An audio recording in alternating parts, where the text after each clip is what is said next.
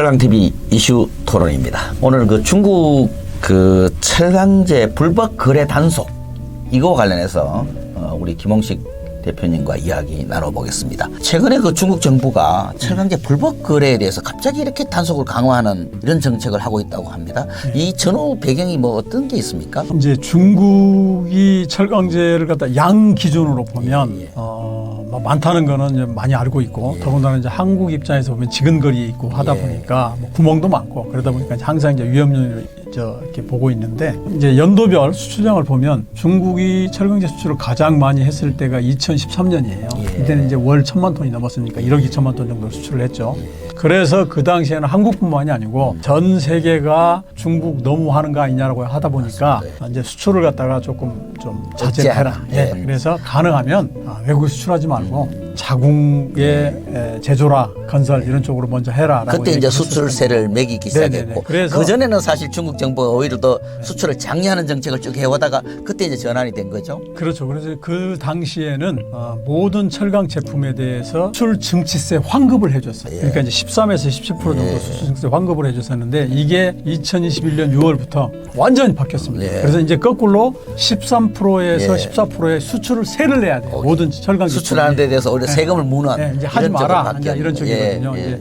그런데 그렇게 되면 아까 제가 지난 시간에 중국 철강제 지금 생산이 한 10억 톤 정도 되는데 내수가 9억 톤 정도밖에 안 된다고 그랬잖아요. 그럼 1억 톤이 남잖아요. 그럼 사실은 수출하지 마. 내수에 우선 공급해 하려고 그러면 최소한 내수도 비슷하게 좀 성장을 해야 되는데 아시다시피 지금 중국 내수 안 좋잖아요. 철강제는 부동산 의존도가 높은 철강제는 더 안 좋잖아요. 그러다 보니까 이 친구들이 여기서 이제 편법이 생기는 거예요. 그래서 이제 사실은 이 편법 거래를 알려고 하면 중국의 생산하고 수출 구조를 조금 이해할 필요가 있는데 중국은 우리하고 다르게 생산하는 기업하고 내수 판매하는 기업하고 수출 판매하는 기업이 따로따로 돼 있어요. 아, 그렇군요. 따로따로 돼 있는데 문제는 이제 내수도 안 좋고 그럼 수출밖에 없는데 내수 기업은 수출을 못 해요. 그러면 무슨 문제가 생기냐면 그게 나온 게 이제 편법 거래예요. 그래서 우리 속담에 이제 중국 사람들이 그런 얘기를 많이 합니다. 한 가지 정책이 있으면 100가지 대책이 있다.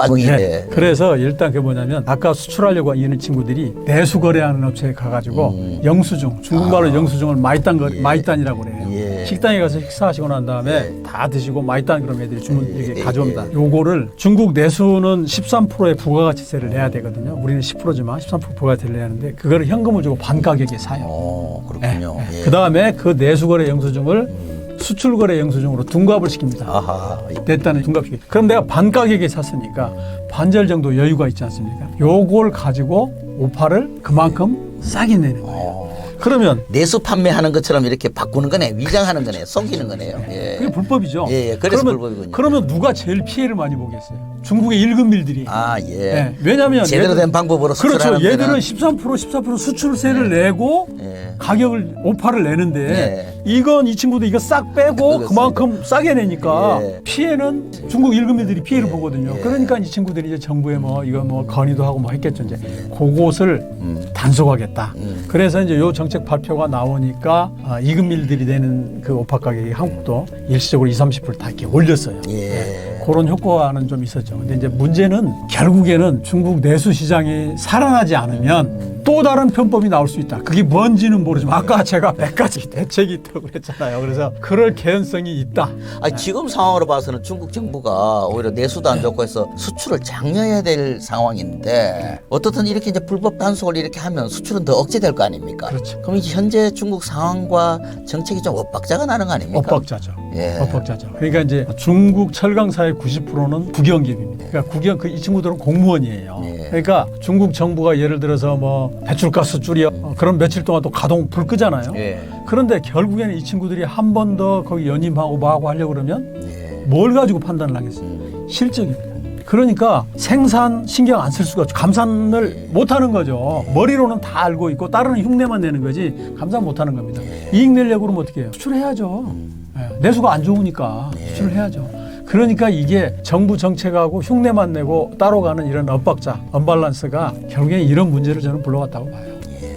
약간 무역 불법을 단속하는 그 부분도 있지만 약간 한 걸음 물러서 크게 보면 중국 정부는 상대적으로 철강은 굉장히 내수 중심으로 중국 내부의 수요 산업의 어떤 성장에 기여하는 쪽에 더 역할에 초점을 많이 맞추는 것 같아요. 제가 이런 말씀을 드리는 이유는 우리나라나 일본 같은 경우에는 상대적으로 보면 철강을 수출 산업으로 많이 인식하고 이끌어 왔거든요. 그래서 상대적으로 수출 비중도 좀 높은 반면에 중국은 철강은 내수야.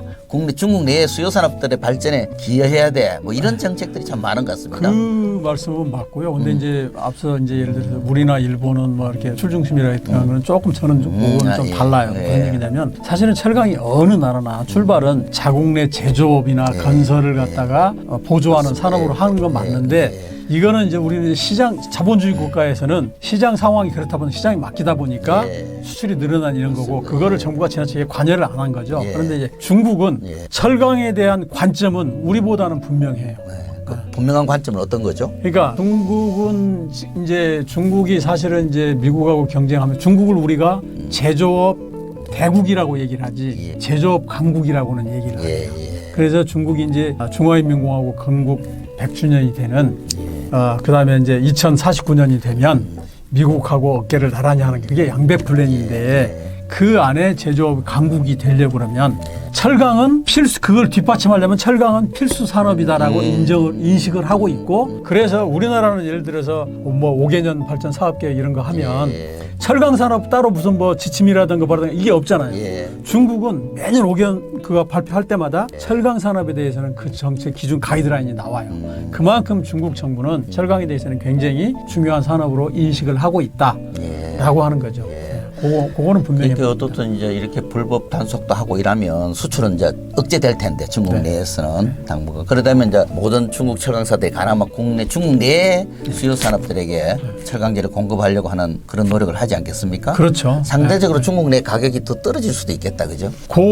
그럴 가능성도 좀 있죠. 그런데 이제 중국 정부가 원하는 거는 조금 어려움을 겪더라도 결국에는 제조업이 되려고 그러면 고부가 가치 제품을 여기서 만들어줘야 되잖아요. 그쪽으로 자꾸 유도를 하는 거죠. 자꾸 지금 당장 수출해서 돈을 번다고 그래가지고 이거 많이 퍼내지 말고 힘들더라도 조금 손해를 보더라도 이거 우리 강국으로 가기 위해서 제조 강국으로 가기 위해서 철강업계도 동참하라. 그 얘기입니다. 그러니까 조금 길게 보면 굉장히 저는 그게 그런 전략이 무서운 전략이라고 봐요.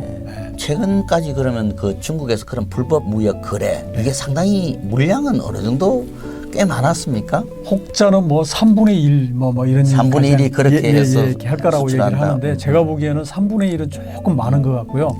한 20% 정도는 그 물량이라고 저는. 그러니까 최근에 이제 그 부분을 강력하게 정부가 단속함으로써 사실 상대적으로 수출이 좀 억제되는 측면은 꽤 있겠다, 그죠? 그런데 그게 이제 단기간에는 분명히 억제될 효과가 있죠. 근데 이제 그게 얼마나 갈 거냐라고 하는 거는 장담할 수가 없습니다. 그거는 내수가 얼마만큼 살아나느냐 딸려 있다고. 그러니까 어쨌든 내수가 별로 안 좋은 상황에서는 길을 쓰고 어떻든 수출을 위한 또 다른 불법이 나올 것이죠. 이런 말씀하신 한 가지 정책에 100가지, 1000가지 대응이 있을 수 있듯이 이제 그런 게 나올 거다 이런 말씀이시고요. 어쨌든 최근에 중국 정부는 이 부분에 대해서 강력한 단속이 있었고 이 정책이 과연 한국 철강 산업에도 어떤 영향을 줄까 이런 데 대해서는 관심은 굉장히 높은 것 같습니다. 그러니까 오히려 저는 지금 이렇게 양이 저가에 들어온 거 요것보다도 우리가 정말로 고민해야 될 거는 우리도 인구가 줄다 보니까 수요가 줄지 않습니까?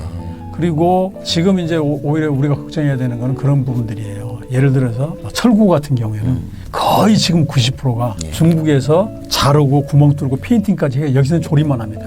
이게 지금 조선 블록까지 넘어갔어요. 그러니까 그 얘기는 전에는 하고 싶어도 그걸 못했던 이유가 품질의 차이, 가격뿐만이 아니고요. 뭐 이런 거가 때문에 못했는데 이게 많이 따라왔다는 얘기예요. 그러니까 지금 뭐 수출을 못하다 보니까 내수끼리 중국 내에서 치열한 경쟁을 하다 보니까 망하는 데도 있고 뭐 하고 그러면 국영기업들뿐만 아니고 민영기업들도 그걸 원가 절감을 위해서 노력을 하고 그러다 보니까 시간이 지나다 보니까 원가 절감 효과가 나타나고 그 대표적인 품목이 저는 스테인리스라고 보거든요. 그 다음에는 우리하고 품질 어떤 거는 더 좋아진 이런 걸 가지고 실수요자들을 바로 공략을 한다는 거죠. 원가나 품질을 앞세워가지고. 그러면 우리가 정말 고민해야 될 거는 지금 당장 데이터 보니까 1, 4월에 무슨 뭐 수입이 중국산 이만큼 들어와가지고 몇 프로 차지했는데 이거 막아야 돼. 이걸 해야 되는 건지 아니면 좀 더 장기적으로 이게 점점 수요업체들이 거기를 찾아가게 만들어서 우리가 시장을 갖다가 통째로 잠식하는 거 이거를 걱정을 해야 되는 건지 나는 후자 쪽이라고 보거든요. 그래요. 오히려 그걸 더 걱정해야 될 때다라고 저는. 저도 뭐 개인적으로는 한국 철강 산업의 미래의 모습은 사실 중국산 철강제가 한국 시장을 얼마나 점유하느냐 이게 아마 가장 중요한 변수가 되고 맞습니다. 나중에는 이제 중국에 얼마나 우리가 밀리느냐에 따라 결국은 이제 인접 국가 그것도 매우 거대한 그렇죠. 대규모의 중국과의 역학관계 하에서 한국 철강 산업의 미래는 결정되지 않을까 이런 생각을 합니다. 맞습니다. 그렇게 본다면 최근에 중국이 이 소위 통상과 관련된 중국의 정책 이게 우리가 굉장히 주목하지 않을 수 없는 그런 정책인 것 같습니다. 오늘 이 부분 이야기 감사합니다. 철강인 여러분들과 함께하는 철강 TV입니다.